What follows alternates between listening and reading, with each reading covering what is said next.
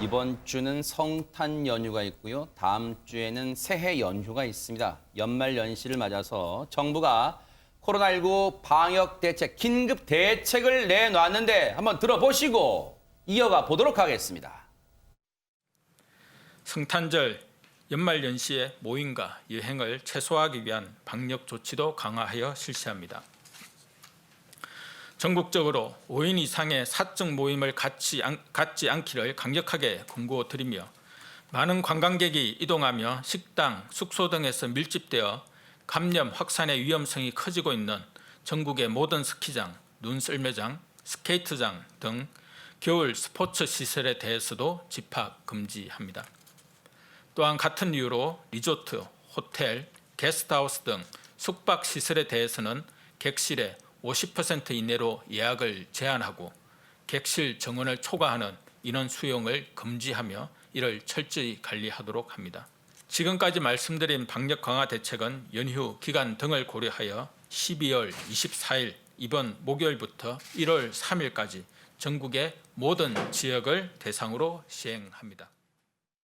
연말연시 특별 방역 대책이 모레 24일 0시부터 새해 1월 3일 자정까지 전국의 모든 지역을 대상으로 실시가 됩니다. 안진용 기자님. 네, 크리스마스 이브부터 내년 1월 3일까지인데요. 이 기간에 연휴가 껴있기 때문에 이 코로나19가 더 이상 확산되는 것을 막기 위한 이 대대적인 조치라고 볼 수 있습니다. 구체적으로 들여다보면요. 네. 개인적인 모임이나 파티 장소로 활용되는 파티룸, 이 집합은 아예 금지가 됩니다. 게다가 스키장, 눈썰매장, 스케이트장도 전국적으로 집합 금지 명령이 내려졌고요. 리조트, 호텔 이런 숙박시설은 객실의 50% 이내로 절반 아래로만 예약이 제한됩니다. 그리고 5인 이상의 사적인 모임이나 회식 파티 등을 취소할 것을 권고했고요.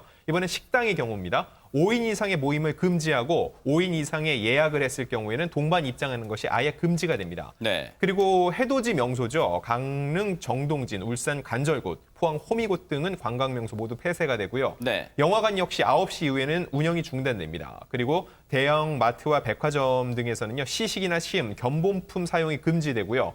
휴게실 등 휴식 공간도 이용이 금지됩니다. 그리고 이 조치는 전국에 일괄적으로 적용이 되고 지자체별로 기준을 완화하도록 조치는 할 수가 없습니다.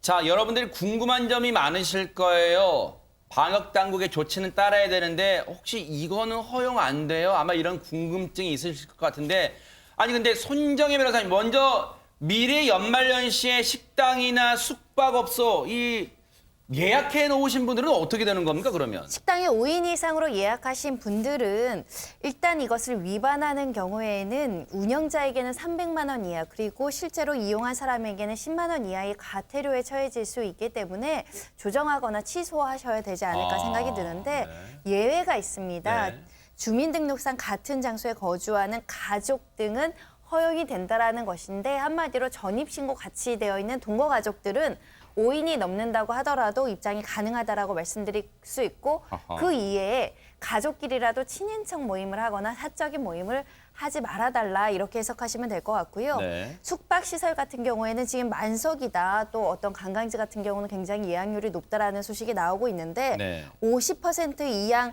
이상 예약을 한 업체 같은 경우는 또는 정원을 초과하는 경우에는 예약 취소 절차를 안내해야 되고요. 환불을 해줘야 되는 상황이어서 네. 만약에 예약하신 분들 있다라고 한다면 자진해서 또 취소하고 환불 받으시는 것도 필요해 보입니다. 네.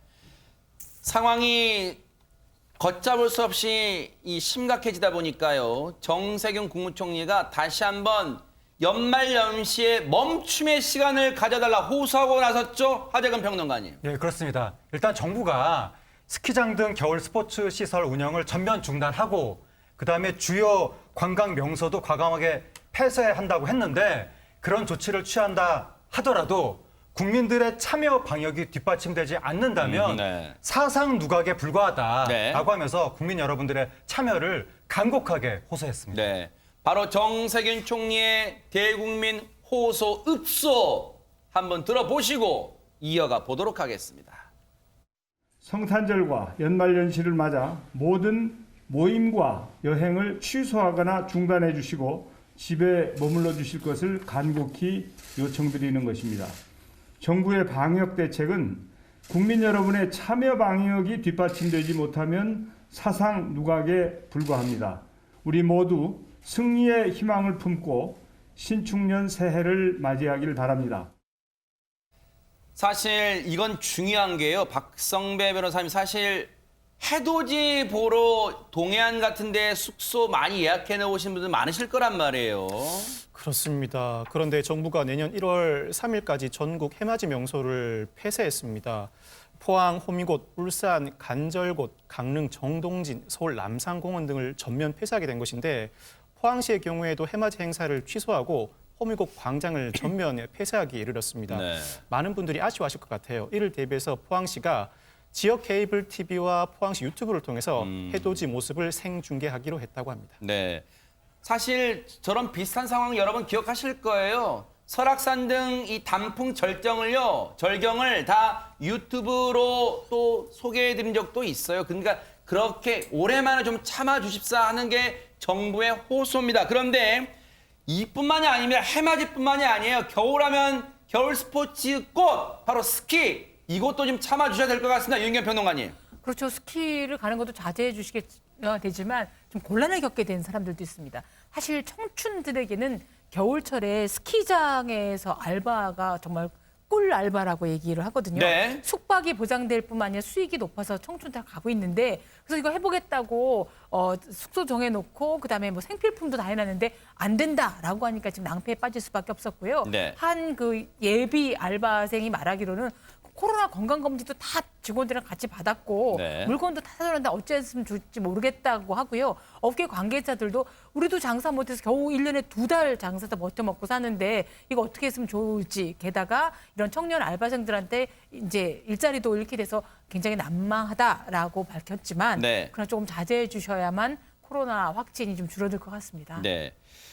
여러분 이 시점이 혼동스러운 게 하나 있어요. 5인 이상 집합금지는 내일부터입니다. 앞서 그리고 연말연시 특별 방역대책은 24일부터고요. 그런데 지금도 오늘까지도 제가 방송 들어오기 전까지도 주변 분들이 저한테 물어보는 게 뭔지 아세요? 5인 이상, 5인 5명 기준이 뭐예요? 되게 궁금합니다. 그래서 저희가 이제 하나하나씩 풀어드릴 테니까요. 시청자 여러분도 잘 참고해 보시기 바랍니다. 하재근 평론가님. 네. 가족이 5명이면 그 가족 5명도 밥 먹으러 나가면 안 되는 거예요, 식당에? 일단 그 5인 이상 그 집합 금지가 수도권은 금지고 비수도권은 권고인데 그런데 여기서 5인의 기준이 가족의 경우에는 그 한 집에 살면은 그러니까 주민등록상 거주지가 같으면 아하. 숫자에 제한이 없습니다. 아하. 그래서 함께 식당에 가거나 차례, 세배, 제사 등의 이 제한을 받지 않습니다. 쉽게 말하면 한 집에 6명, 7명 사면 대가족이어도 나가서 식사할 수 있다는 거예요, 식당 가서? 그렇습니다. 아하. 주민등록상 거주지가 같다면 네. 그렇게 됩니다. 자, 일단 그런 상황이에요. 하지만 옆집에 살거나 아파트 같은 동에 다른 집에 사는 가족이 있을 수 있잖아. 그런 가족과 같이 식사를 하러 하는데 5명이 된다. 그건 안 된다는 겁니다. 이게 조금 복잡해요. 마치 수학 문제 푸는 것 같긴 합니다. 그런데 한 집에 사는 가족이어야 된다. 그렇다면 연말연시에 박성배 변호사님 이제 새해가 되면 또 세배들이 또 찾아뵈야 될 거 아니에요. 부모님. 그런 경우는 어떻게 됩니까? 함께 살자는 부모님 찾아뵙는 경우에도 다른 사적 모임과 마찬가지로 제한됩니다. 이에 따라서 아이가 있는 부부가 부모님을 찾아뵀을 때 그 합산 인원이 5인 이상이면 금지된다는 겁니다. 야, 이게 진짜 수학 문제 같아요. 그 적용 대상자가 서울시, 경기도, 인천시 전역의 거주자와 방문자를 포함하는데 서울시 관계자에 따르면 4인 가족이 부모님 댁을 방문하는 것 자체로 이미 5인 이상에 해당하기 때문에 그러네요. 금지된다고 설명을 하고 있거든요. 현실적으로 제재는 어렵지만 되도록이면 만남을 자제해달라는 당부를 하고 있습니다. 이거는요, 여러분 그런 생각 드실 거예요. 이걸 어떻게 다 일일이 제한할 다 검사할 수 있겠어? 단속할 수 있겠어? 그래서 이런 호소도 나오는 거예요. 관련 얘기 들어보시고 이어가 보도록 하겠습니다. 일단은 저희들이 위반 행위가 발견되면은 예. 현재 이제 사업주라든지 이용자 모두에게 이제 벌금 과태료 행정 조치는 해서 엄중 대응은 할 계획입니다. 그리고 저희들이 현장 단속을 하더라도 아까 말씀하신 대로 여러 가지 애매한 부분들이 많기 때문에 한계도 있을 겁니다. 그래서 저희들이 바람은 이런 상황을 이해해 주시고 시민들께서 좀 보다 성숙한 시민의식을 가지시고 네. 적극적으로 좀 이런 상황에 동참해 주셨으면 하는 그런 당부의 말씀드리고 싶습니다. 특별히 이제 이번에 5인 이상 사적 모임 금지 조치와 관련해서도 저희들이 더욱더 좀 더 강화된 점검을 하겠습니다만은 아마 현장에서도 현장 계도하고 또 지도에서 하여튼 시민 여러분들께서 사적 모임을 최소화하도록 그렇게 유도해 나갈 계획입니다. 우리의 우려처럼 일일이 단속 인원이 제한돼 있잖아요. 단속 인원이 이 여력이 안 될 수 있잖아요. 그래서 일일이 다 쫓아다니면서 적발할 수는 없어요. 현실적으로. 그래서 자발적 협조를 지금 당부하는 상황인데 아니 손정희 변호사님 만약에 적발되면 실제로 과태료를 부과하거나 이렇게 강력 처벌합니까? 어떻습니까? 행정명령이다 보니까 이 집합금지 명령에 대해서 위반하게 되면 아까 말씀드린 것처럼 과태료 부과 행정조치가 이룰 수 있다는 것이고요. 특히 금지된 모임을 했다가 확진자가 발생하고 또 감염이 확산되는 경우에는 감염법 예방법에 따라서 고발 조치될 수 있다는 겁니다. 300만 원 이하의 벌금의 형사처벌에 주어질 수 있는 상황이고 또 문제는 민사상 사전 구상권 이야기 많이 들어보셨을 텐데 네. 발생된 비용에 대해서 구상권 대상이 될 수도 있습니다. 네. 지금 코로나19 확산세를 차단하기 위해서 서울, 경기, 인천, 수도권뿐만 아니라 각 지자체도 지금 사활을 걸고 있습니다. 오늘 현재 확진자 현황은 어떻게 되고 있을까요? 안진용 기자님. 네, 3차 대유행이 지속되는 가운데 어제 확진자 수는요 869명이었습니다. 네, 어제 엿새 만에 1,000명 아래로 내려간 후에 이틀째 유지가 되고 있는데요. 서울 309명, 경기 193명, 인천 44명 등 수도권이 546명이었습니다. 사실 전날 하루 검사 건수가 평일 수준인 5만 건 이상이거든요. 휴일보다 증가됐는데도 확진자가 감소했다는 것은 유의미합니다. 하지만 여전히 전국 곳곳에서요. 크고 작은 집단 감염이 속출하고 있어서 확산세가 꺾인 걸로 볼 수는 없고요. 방역당국은 다음 주에도 확진자가 1,000명에서 1,200명 정도 발생할 것으로 전망을 하고 있습니다. 바로 이 순간이 정말 중요합니다. 지금 보세요. 1,000명대에서 어제 900명대 나오고 오늘 800명대 나오니까 이제 또 잡혔네. 확산세 잡혔네. 방심하잖아요. 그러면 또다시 걷잡을 수 없이 늘어날 수 있어요. 정은경 질병관리청장이요. 다음 주에는 1,200명대가 예상된다고 분명히 경고하고 있습니다. 지금 거리두기 3단계 격상 여전히 카드를 정부는 만지작거리고 고심하고 있는데요. 관련 얘기 들어보시고 이어가 보도록 하겠습니다. 현재 거리두기 단계에 대해서는 3단계의 상향 여부를 지속적으로 판단하면서 진행되고 있는 상황이기 때문에 따라서 금주까지의 상황을 지켜보며 수도권 2.5단계, 전국 2단계의 조치를 연장 또는 상향하는 등의 조정이 다시 주말쯤 일어나게 될 예정입니다. 왜 주말쯤이냐고 여러분들이 이해가 되실 거예요. 바로 앞서 말씀드린 것처럼 박성배 변호사님 이번 주 성탄절 연휴 사흘이 있기 때문입니다. 정부가 아직도 3단계 격상 여부를 고심을 거듭하고 있습니다. 이번 주 확진자 발생 추이를 보고 주말께 격상 여부를 결정할 방침이라는 것인데 상당히 신중한 입장을 견지하고 있습니다. 정세균 국무총리도 형식적 단계 조정보다 실질적으로 생활 속 확산 감염을 차단을 통해서 3차 유행의 기세를 꺾고자 한다는 입장을 밝히고 있습니다. 자, 그런데 이런 때 방역에 걸림돌이 되는 행동을 하는 사람들이 있어요. 세상에 안진용 기자님 누굽니까? 게다가 그 사람이 바로 경찰관입니다. 경남 사천경찰서 소속 이 경찰관은요. 지난 14일 동창회 모임을 가졌습니다. 그런데 이틀 후인 16일 날 확진자가 나온 거죠. 그래서 동창회 모임 참석자 전원 진단검사 통보를 받았는데 이 경찰관은요. 지난 18일 오전까지 경찰서에서 정상 출근했다가 지인 등을 통해 검사 대상임을 확인하고 그날 오후 2시에서야 검사를 받았고 결국은 이틀 후 21일 확진 판정을 받았습니다. 이 두 가지 문제인데요. 이 경찰관은요. 자가격리를 해야 하는 방역 지침을 어긴 거고요. 두 번째는 경찰서에서 근무를 하면서 이 경찰서에서 검사를 받은 사실을 보고조차 하지 않은 겁니다. 세상에. 아니 하재근 평론가님. 자신이 자가격리 지침 어긴 게 자신 피해 하나로만 그치는 게 아니라 지금 파급력이 엄청나잖아요, 지금. 경찰서에 근무하는 분이잖아요. 이분이 지금 그 지침을 지키지 않음으로 인해서 경찰서 근무하는 분들 142명이 검사를 받게 된 거예요. 세상에. 다행히 130명이 음성으로 나왔지만 네. 같은 부서라든가 밀접 접촉자 20명 정도가 자가격리를 하게 된 거예요. 결국 이 한 분의 잘못된 행동으로 인해서 치안 공백이 벌어진 것이니까 그러네요. 정말 후과가 큽니다. 네.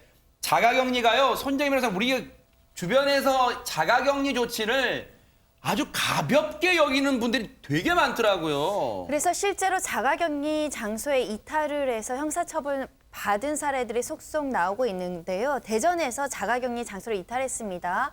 확진자랑 밀접 접촉한 60대 남성이 본인의 이제 아파트 안에만 머물러야 됨에도 불구하고 아파트 계단 그리고 승강기까지 나왔습니다. 아하. 나온 시간은 1분여 정도밖에 되지 않았습니다. 굉장히 짧았다라고 말씀드릴 수 있는데 그럼에도 불구하고 관련된 의무사항을 위반했기 때문에 벌금 200만 원을 선고를 했다라는 것이고요. 네.